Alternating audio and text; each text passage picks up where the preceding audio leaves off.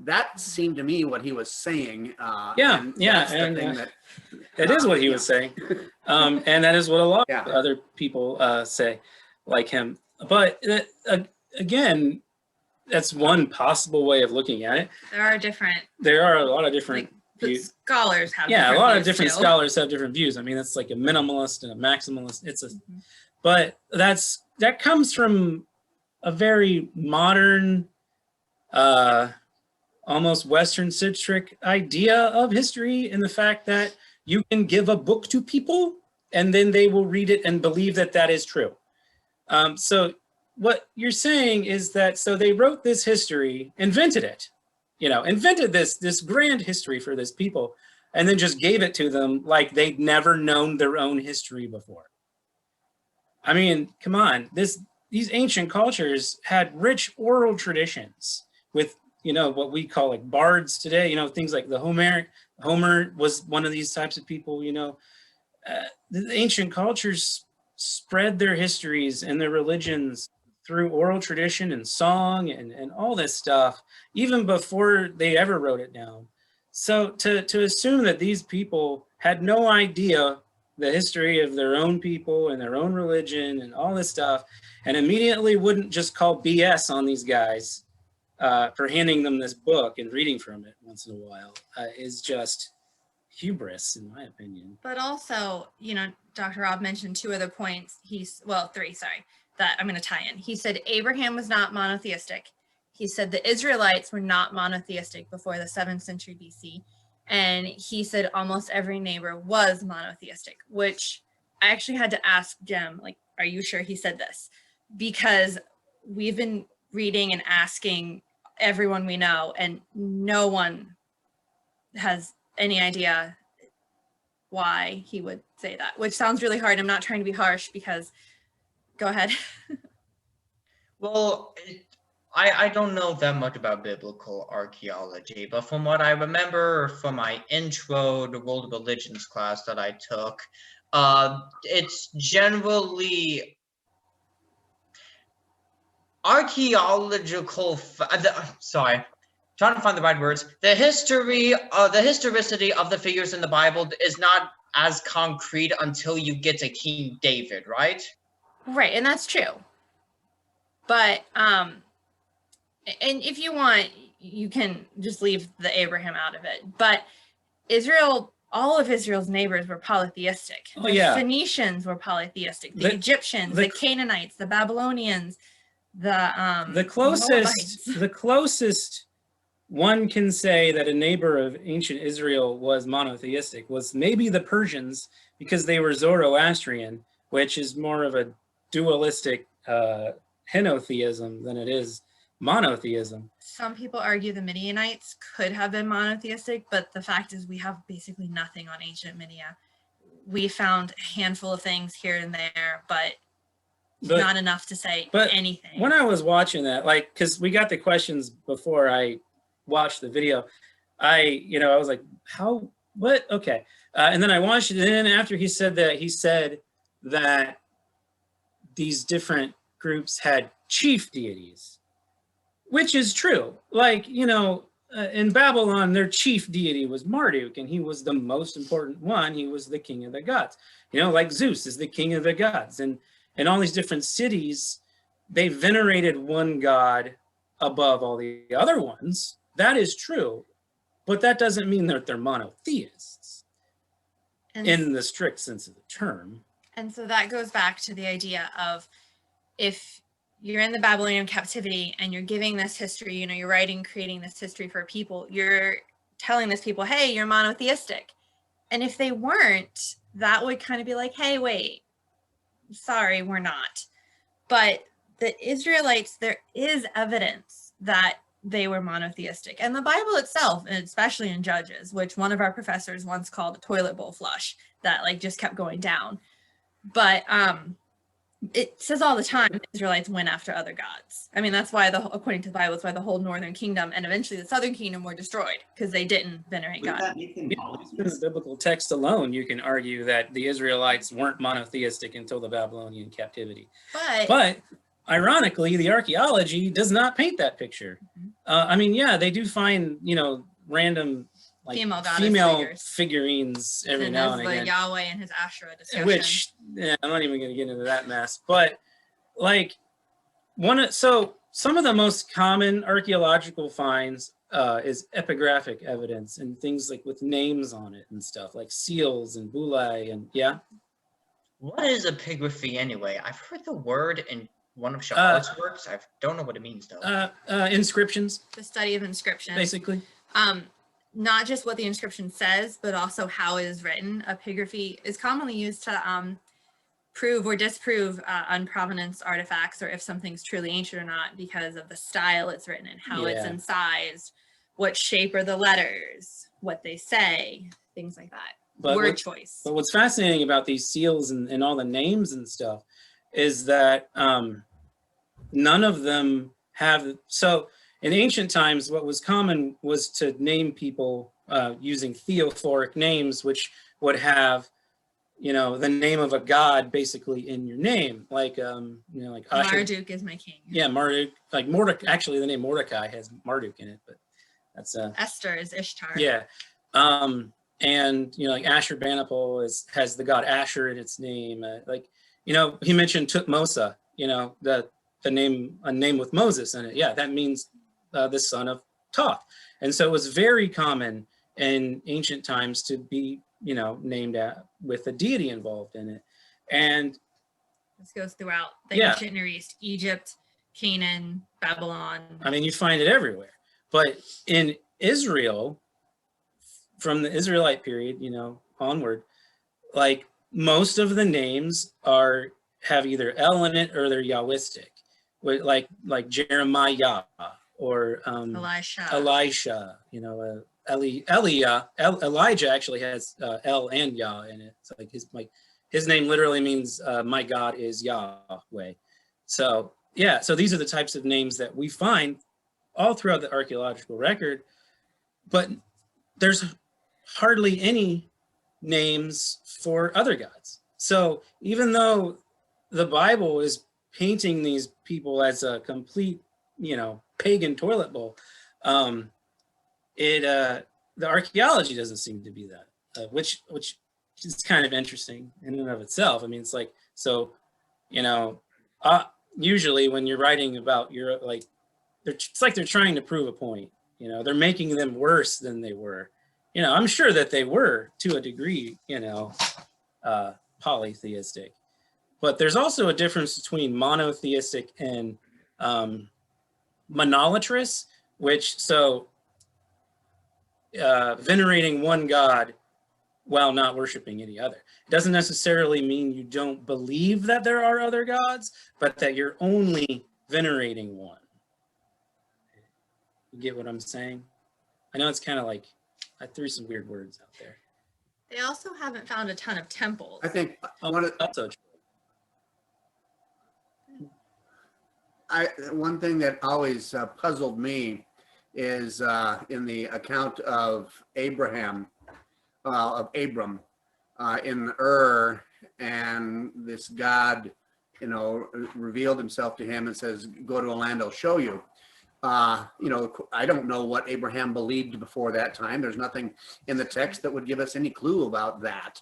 But if there's any historicity to that account whatsoever, it would have to mean that Abram believed that this God who he was following was capable of watching over him, keeping him safe across several groups of people. So he's going to go to this tribe, into this tribe, into this city, into this city, into this nation.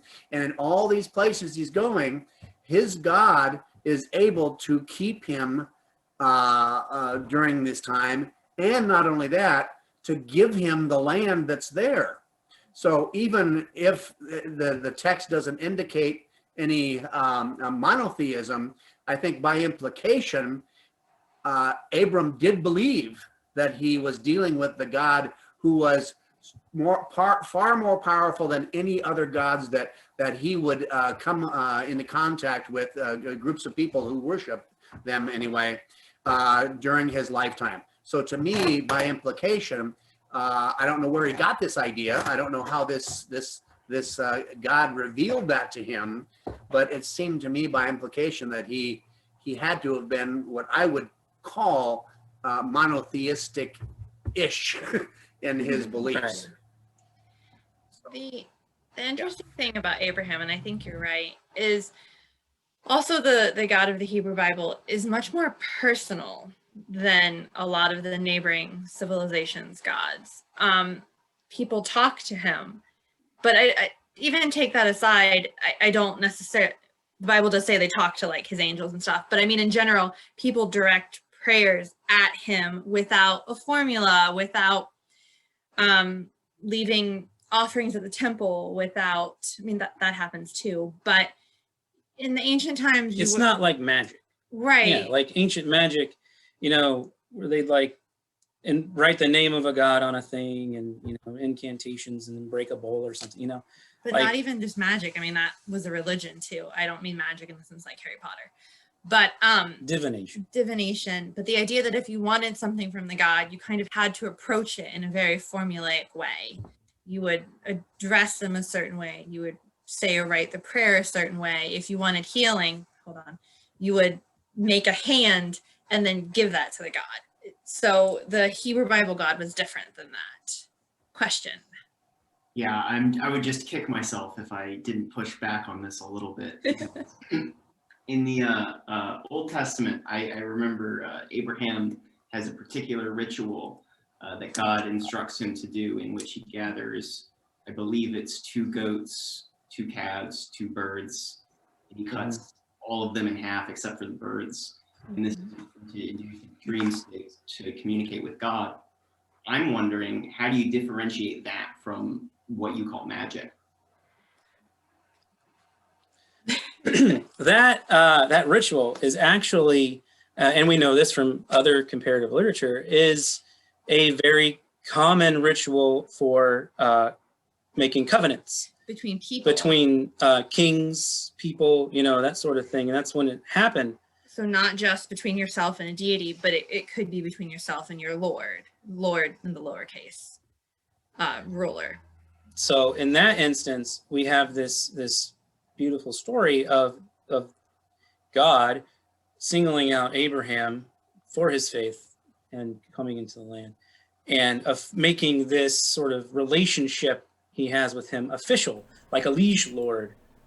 What's the suzerain, I think is the, and we have other documents that are similar that mention this sort of thing. So you're saying it's more of a documentation, or like a kind of, I guess, agreement between Covenant. them. Yeah. And maybe if it took place in modern times, it would have been more of like a civil contractor or something. Yeah, right. exactly. And it would have a public notary. Right, attached yeah. to it. Other instances, like for instance, I know we've touched on Egypt a little bit, but like the plagues of Egypt, clearly that is less of like a document or agreement type situation. What about situations like that? So it depends on how you want to view those. You can view them all as natural, and there's fine evidence for that, where one caused the other.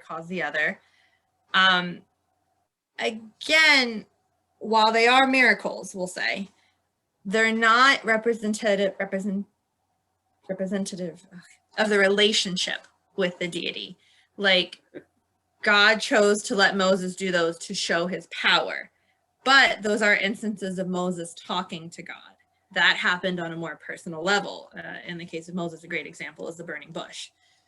So that example kind of crosses a line where you're now looking into miracles, and do we want to view those from a symbolic perspective, from a literal, from a scientific? Like, you can kind of get hairy on that. Thank you. Good, that does bring us to another question, though, which I know you're very excited to get to, because this is a hobby horse of yours. We got a question from Dustin real quick. Maybe. Oh, I'm sorry, Dustin. I didn't see you. Please go. His hand up in the thing, so. I had my digital hand up, but my question was, if if you wanted to say something, my question is a little bit off topic. It's kind of going back to a previous topic. So if you're building on what we're talking about, I don't want to interrupt. No, it's okay. We can come back. Just keep in everyone's mind Joshua and the walls of Jericho and the Exodus. And we'll come back. It's fine. Okay, that sounds really intriguing. Man, these conversations are so dense. I wish we could talk for 100 hours. My main question, I guess, if I had to have one answer about this whole topic, would be this. So, like, I get that, you know, there's some ways that the writers of the Hebrew Bible speak about God that's going to naturally sound like the gods of their neighbors. You know, like, I'll just make some things up. You know, like if the Hittites say, you know, our God is really beefy, you know, we might find in the Hebrew writings them using the word beefy to describe their God. They might even say like super beefy or the beefiest, you know, or whatever. That, I get that. There was something that I read. I'm actually taking a class from Dr. Arav, and I read the Epic of Gilgamesh, in which, you know, there's a flood account, and this, a new factor just entered my head as I'm talking. So the Epic of Gilgamesh, the flood account there in Genesis, that's more than aesthetic similarities. Like those stories, one caused either one caused the other. You know, one person wrote it, the other person plagiarized it, or I suppose, of course, it could be two separate accounts of a thing that happened. So I suppose that's an out. But is there a way to tell who came first is the question, because we're dealing with some cultures that, you know, pre-writing, it sounds like basically the Israelites didn't write a whole lot down until the Babylonian captivity. Or if they were writing things down, it wasn't very systematic. So that makes things hard in figuring out, when did these stories start? Did they start prior to, you know, their neighbors' stories or not? How do we find out? There's really no way that you can know for sure, but it doesn't mean that one borrowed from the other. I mean, just about every culture on the planet has some sort of flood story associated with their history. Right. It doesn't mean that there was maybe like an original one that just kept getting stolen from over and over again. I mean, it's a cultural memory. I mean, I don't know if that's the right word, but you know, it's like Joseph Campbell and A Hero of a Thousand Faces. If you're familiar with that, that's awesome. If you're not, read it. It's the best. I haven't read it, but I know Campbell. Yeah. Yeah, his basic premise is that, you know, everyone has this shared story, and that's why all the best stories, from Star Wars to Lord of the Rings to whatever, all have this core to them. That, yes. Yeah, and I'm actually, what's really interesting, I wanted to mention this anyway, was that I'm actually taking a religion and Star Wars class right now, and the professor who's teaching that, we are using a textbook in which he wrote one of the chapters, and he actually refutes Campbell's premise of all stories sharing a similar core, because he thinks that it's too simplistic of all cultures. It is, but sometimes simple isn't always bad for a basis. You shouldn't take Campbell as a be-all end-all, because it is simplistic and it doesn't fit everything. But if you take the ideas from it and then tweak them to apply to other cultures or other historical periods, I think there's some value in that there. And at least, especially in modern storytelling, and I use modern very loosely here, you really can take a lot of Campbell's elements and map things and kind of even loosely see where they tie together. Oh yeah, whenever I watch a really bad movie with a very convoluted plot, I'm like, this guy never read Campbell. I mean, at the end of the day, to get back to the flood thing, you can't know. It's kind of like the chicken and the egg thing. You really can never know who came first. But Desk science. yeah. but But it doesn't necessarily mean that the biblical account of the flood isn't true or didn't happen legitimate. or not legitimate or, you know, that. Also, I mean, I don't know about you, but if you've ever been writing something and you've read something, it influences you even subconsciously. So whoever finally wrote the biblical narrative down might have read the Epic of Gilgamesh and kind of framed it in a similar manner, even if the story itself is older than that. Or their version of it. Or their version. Go ahead, William. Yeah, I wanted to push back a little bit again on what you said about the flood could have gone either way. You know, there's no way to tell.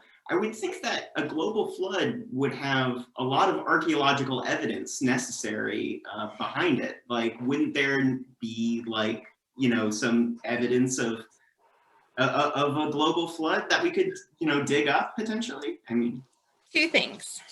A, there's a debate between global flood and localized flood. Some people do think it was global to their world. I am of the mindset that if the Bible says global, global's fine. But if it turns out to be there's a localized flood, I don't care. It doesn't really make or break anything, in my opinion. But you then have to decide when you think the flood happened. If you think the flood happened 6,000 years ago, which it didn't, no, you're not going to find archaeology. There were cities and towns and things were flourishing. But we don't know when the flood happened. It could have happened centuries, millennia ago.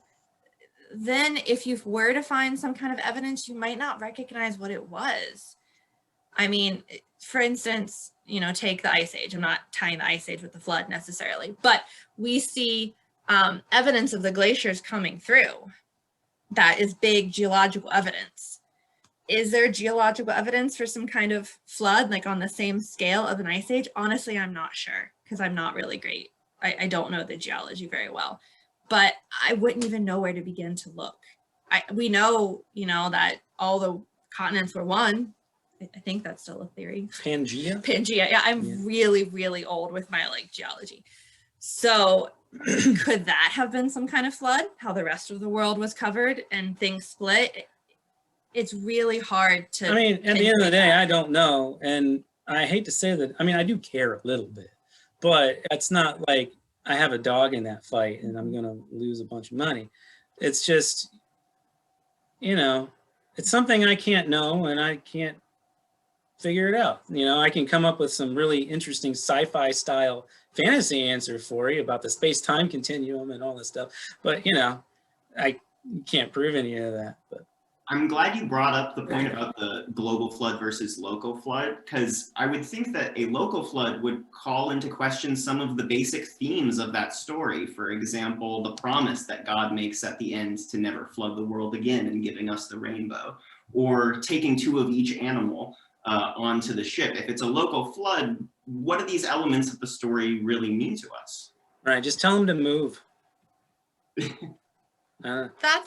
That's why I think local flood is a bit of a stretch. Yeah, I think that's just people trying to, you know, make it a thing.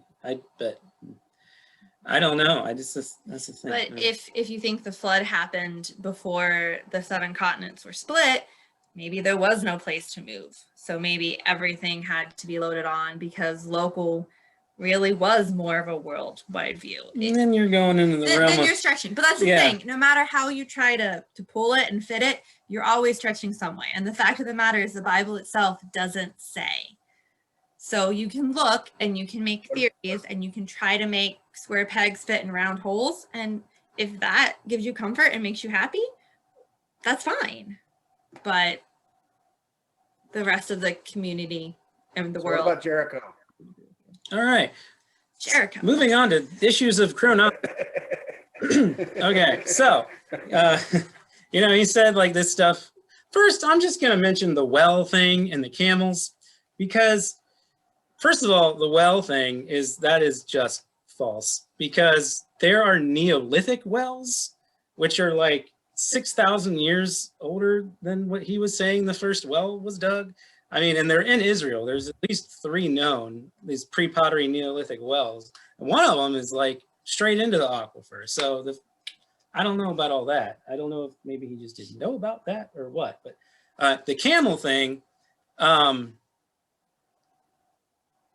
while, and this is another thing with archaeologists, is they tend to only care about what they find in the ground as opposed to what's mentioned in texts and pictures. So it's true that we haven't found, like in terms of camel bones and stuff like that, evidence for wide domestication of camels in ancient Israel for the time period of the patriarchs. That is true. However, we also have evidence from like paintings and documents from the north, like I'm talking Syria, not necessarily Israel per se, but Syria, and specifically like the area of Haran, where there was camel domestication.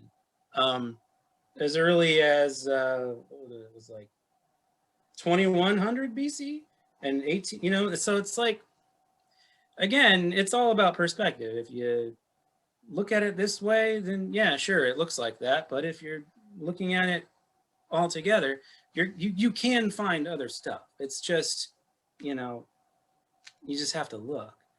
And that's the camel thing. So yeah, camels could possibly have been domesticated, probably were domesticated during the patriarchal period. Maybe not as widespread as, say, you know, like the evidence that they found for this widespread domestication had to do with the copper industry and government-led trade between Egypt and the copper mines. And yeah, that's a whole giant operation that you found evidence for. That's great.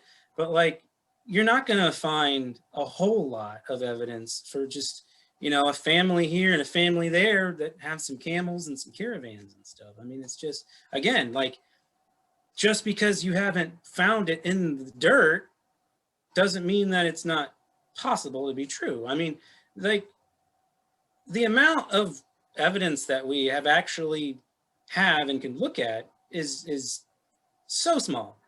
And that's compared, like, so you know, you have the sites excavated, you have the information from those sites published, and then you have, it's just, yeah, it's, but anyway, Jericho. Again, it all comes down to looking in the wrong times for stuff. Like, so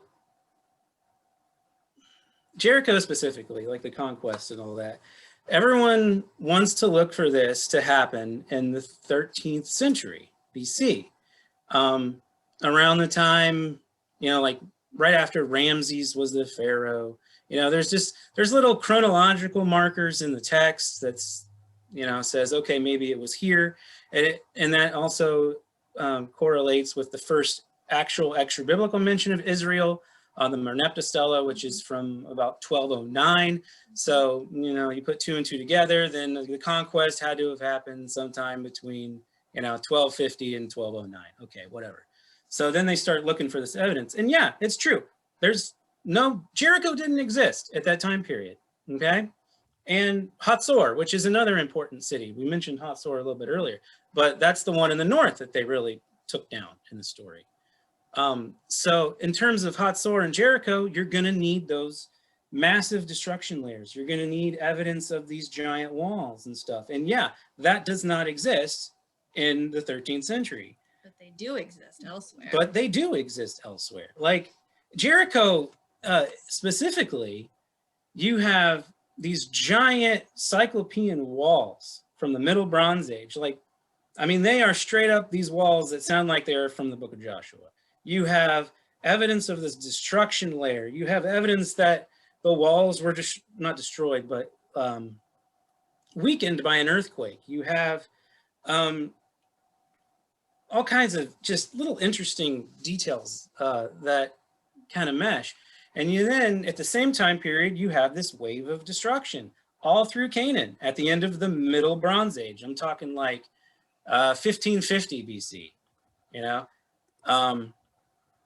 And no one ever looks at that. Well, some people do. I don't know if you're familiar with this. It was on Netflix a few years ago. I don't know. But this, what is his name?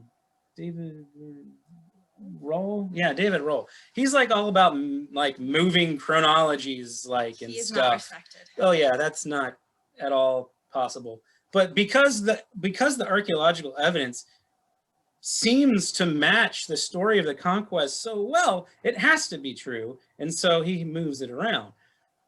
Why they have to do that, I don't know.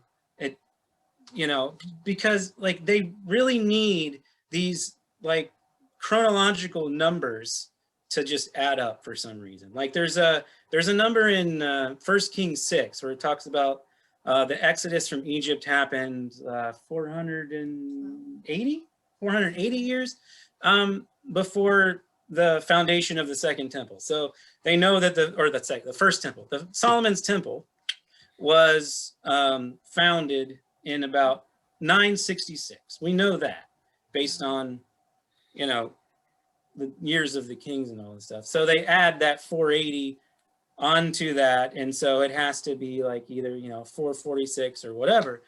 But like if you add up all the other dates, like where they mentioned 40 years here, 80 years here, that what, you know, all the way back through Joshua and Judges, you get a completely different date of like, I don't know, 600 or something like that. So the moral of the story is that this is a case of symbolic numbers being used to represent history. And with the Exodus, the Bible doesn't actually say anything. I mean, you have the store cities of Pithom and Pi Ramses that they mentioned that are being built, and you can find those cities, they existed. But that's the only evidence other than numbers that the Bible gives of when the Exodus could have possibly happened. So, and those cities, there's an argument that the names are anachronistic, that whoever was editing the text later used names that they knew for the cities versus the cities' names at the time.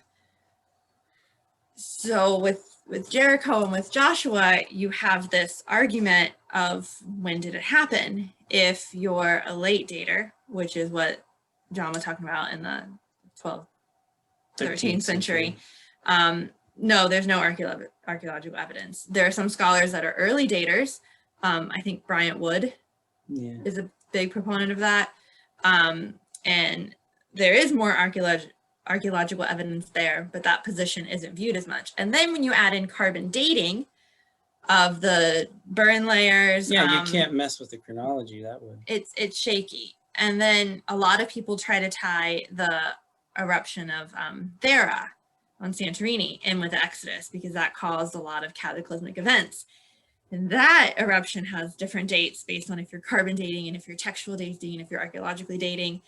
So it gets really shaky. And it's hard to definitively say, unless you want to get down and fight when the Exodus happened, if Jericho had walls, if these other cities were around. But Jericho did have walls and they were destroyed. Yeah, at some point in time, Jericho had walls that were destroyed. You can't, archaeology proves this. At the same time period, walls from Hatzor were destroyed. Right. And burn layers and all this stuff. So it's just up to you. Some scholars tie that with the Exodus, some don't. And then you have some scholars that say that Exodus was just a cultural memory of the Hyksos, who were kings of Egypt, leaving Egypt. It's in a theory, don't look at me like that. Leaving Egypt and destroying things on their way back to Canaan.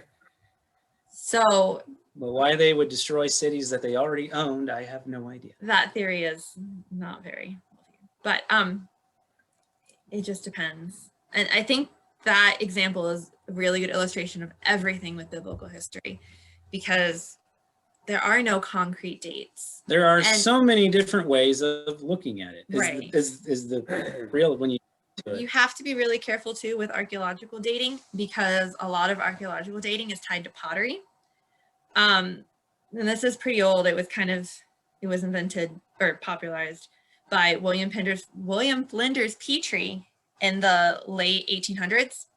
And he noticed that pottery was this in the same tradition, like built in the same way throughout certain time periods. So if you found pot A in level A, and then you found pot A and level A at a totally different site, because those pots were made the same, they dated to the same period. And trade really helps with this too, especially you can really look at the Roman period. Amphora were the same. You made an amphora. You didn't make, amphora look different. You just one amphora for one region. But another region could have a different looking amphora, or another product could have a different looking amphora. So the idea of using pottery and pottery shapes to date archaeological levels, it works, but it also gets a little dicey too, because what if a pot was used for an extended period of time? In some areas, pot traditions died quicker than others. So you would have pot A being made for longer in area A than it was for area B. And so comparing those chronologies in like Canaan to Egypt to Babylon gets a little tricky, because the stratigraphy is what it's called, is very regional. And so that also adds an area of complication. Archaeology is complicated. It's a soft science. Mm-hmm. So, I think that's all on Joshua. Did we have any, are any of the other major questions or points that? Did we miss anything? Go ahead, Drew. I don't know if it's a major question, but you mentioned that some of the numbers might be symbolic, if not literal. And I think, of course, you probably have to take that on a case-by-case basis. But an instance of Jericho, just for example, what do you think that would symbolize, if not, being literal? Is it 40 years? Okay, cool, gotcha. What do you think the 40 years would What symbolize? do I Right. think 40 years symbolize? Mm-hmm. Right. Like a period of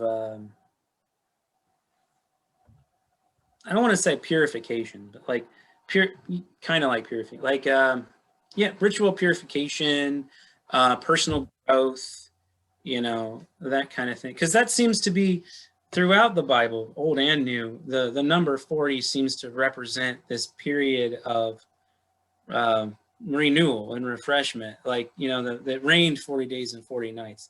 The Israelites wandered in the desert for 40 years. Elijah was in the wilderness for 40 years. Moses' life was separated into three 40-year periods. David reigned for 40 years. Yeah, David reigned 40 years. Solomon reigned 40 years. The periods of the judges are either 40 or 80. So it's just there's something to that number. The Hebrew language, the numbers, numerology is kind of a big thing, and numbers have meanings. 7 is often a divine number. 40 is a number of purification. Whenever you see a number like that, you should always kind of take a step back and look at the context. 12s also. 12s are a big one too. Could this number be symbolic? If it's symbolic, what questions does that make me ask? At the end of the day, anytime you read a historical text, period, Bible or not, context is key, and not just what that verse is, and not just the verses around it and the chapter it's in, but also the setting it was written in.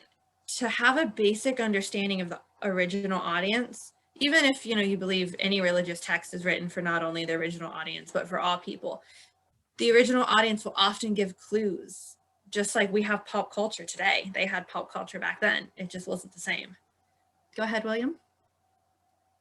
Yeah, I had a question for the both of you, more directed at you as Christians than as archaeologists, although I'm sure you're both. So anyway, if there's a number of symbolic numbers and stories and these kinds of things throughout the Bible, and we can notice that there are references to events that we can verify, like the Walls of Jericho that you mentioned.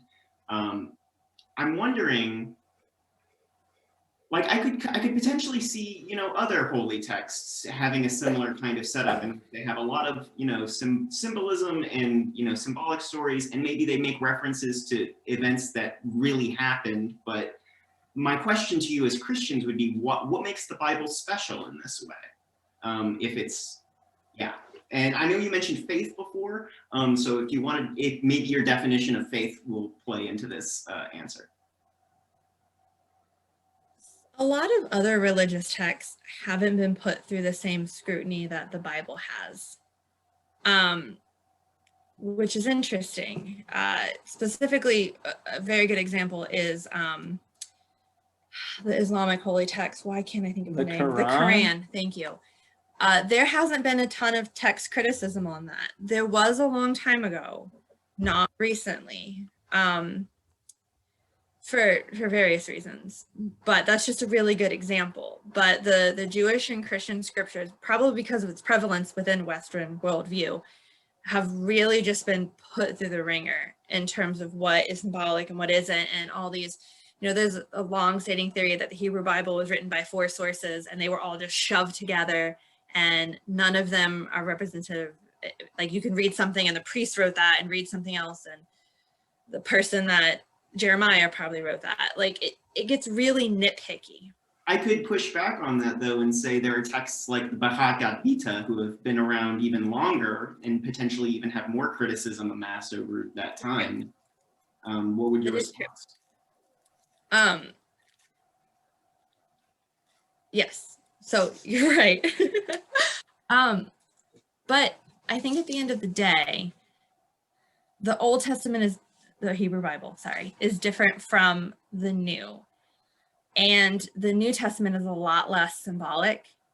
It's a lot more, don't talk about Revelation. Leave Revelation completely out of this discussion. Were parables Jesus's whole thing?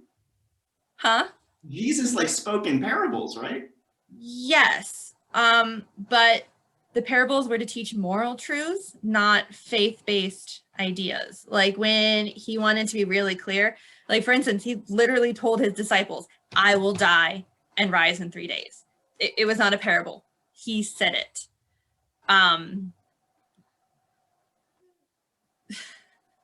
Sorry, I got you off base with that tangential question. No, that's okay. But go ahead, please finish. I mean, for me, it's just the story of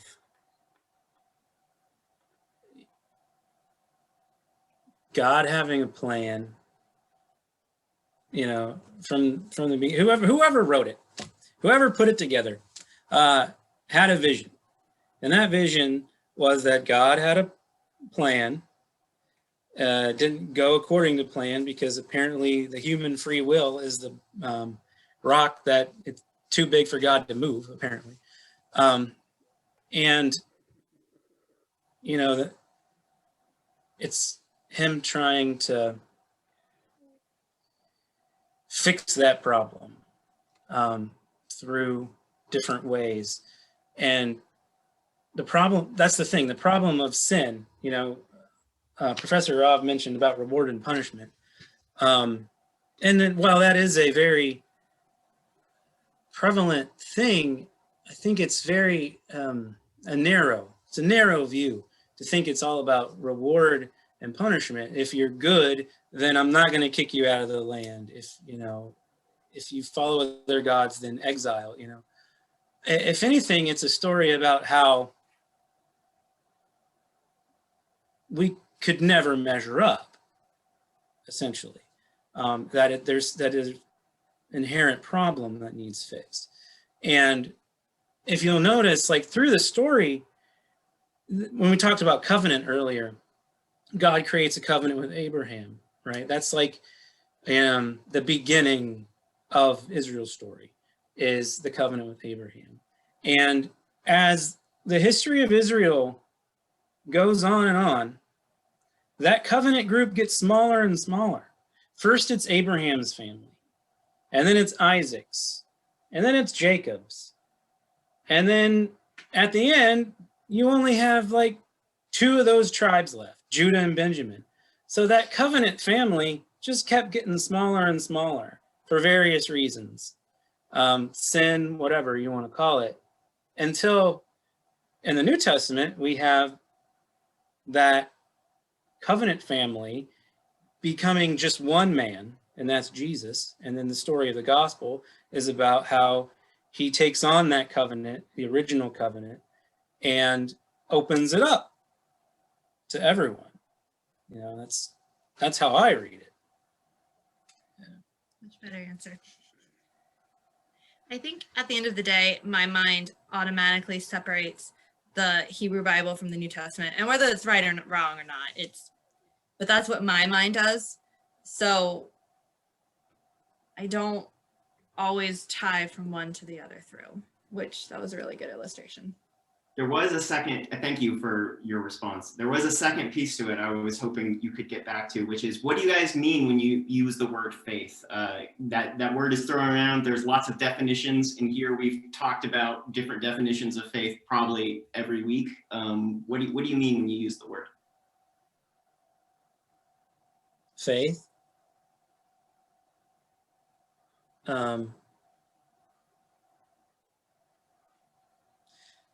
Having that assurance that something is true, regardless of Whether you can prove it or not. yeah, whether it's fact,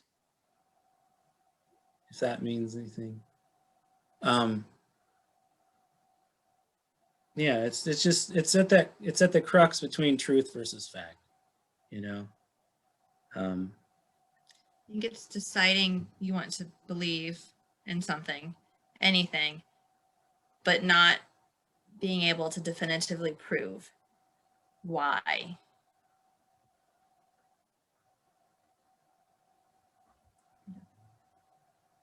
Thank you. The hope for the future.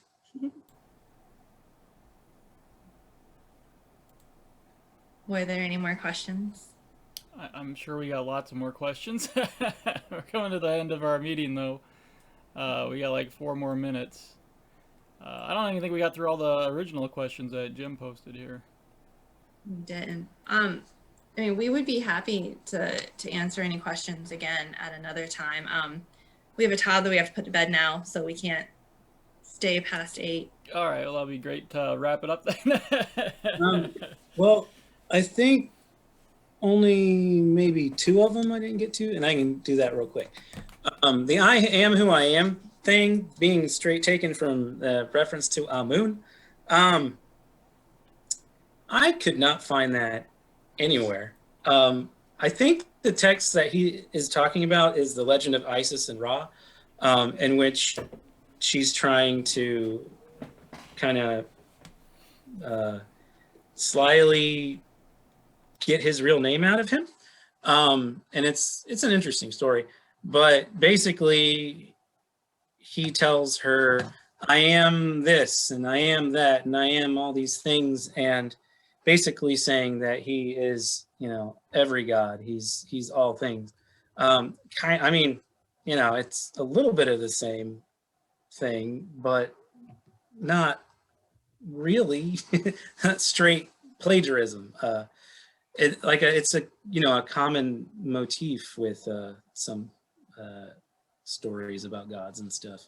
The idea of names was a very important thing to ancient people, especially in terms of the gods and magic and all that stuff. So there's always a lot of stories about wanting to know the secret name of a god or whatever. Or naming someone. Yeah. And then the Moses thing, it is true that Moses' name does not mean he was drawn out of the water.